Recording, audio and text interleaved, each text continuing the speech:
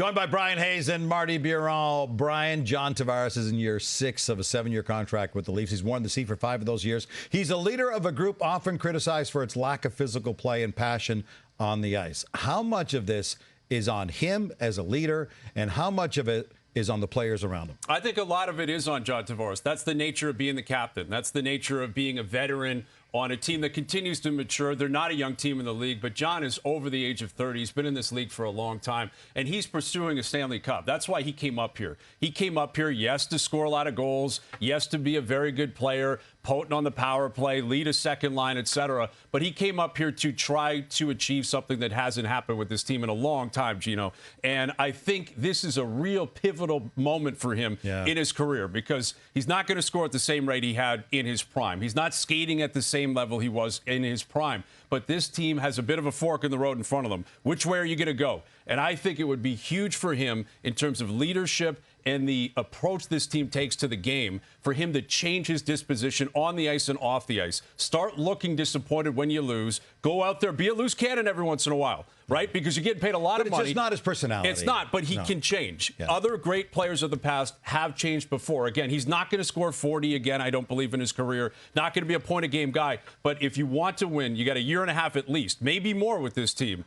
Change your approach. I think that would be huge, and I think it would have a massive ripple effect on this team. To your point, Tavares hasn't had a point in his last 5 games. That's his longest drought as a Toronto Maple Leaf. Marty, you played with a number of different captains over the course of your career. How much of an impact can a captain's personality really have on a team?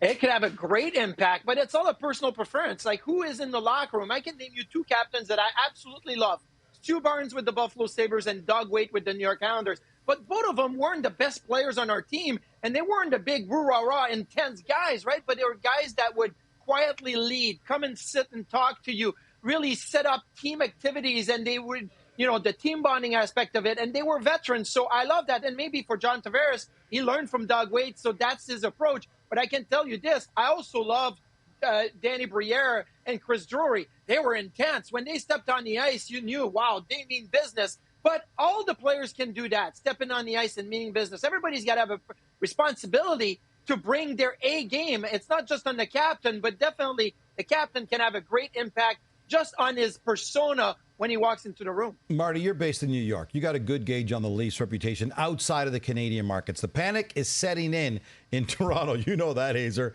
because a lot of people think this club is just underachieving. What's your take on the Leafs stateside? Okay, so when you look at the rest of the league and they wake up in the morning and they look at the standings, on Wednesday they looked at the Leafs, top 3 in the Atlantic. They're great. Austin Matthews, 34 goals, leads the way. Great. Nylander just signed a contract. Great. Like, they've got the pieces. Everything's good. Now, all of a sudden on Thursday, they look at the standings. They say, oh, the Leafs are in a wild card spot. 2 points up on Pittsburgh, Washington, and the New York Islanders. Sam Reinhart's a goal behind Austin Matthews. Matthews was going to run away with the Rocket. Nylander hasn't had a point in what, like 5 games, 4 games? And you're looking at all of this. Martin Jones hasn't won in 3. It was a great story 2 weeks ago. So I think the rest of the league now is jumping on that little bit of panic wagon that has been happening in Toronto, because it is such a significant thing going from top 3 in the Atlantic to now in a wild card spot. I love hearing that, Marty, because the Bills play the Chiefs on Sunday night. The Bills lose. I want to be patched into every news channel in Buffalo, and I'm going to say the exact same thing. Panic. It's time to panic. Winning the division isn't good enough. Winning a playoff game is not good enough. It's obviously massive. The Leafs in Toronto, the Bills in Buffalo. That's the beauty of sports. As far as the bettors are concerned, they still believe in the Leafs. Not only does FanDuel expect them to make the playoffs, they have the Leafs as the 7th best bet to win the Stanley Cup, tied with the Rangers, who are 2nd in the Eastern Conference right now.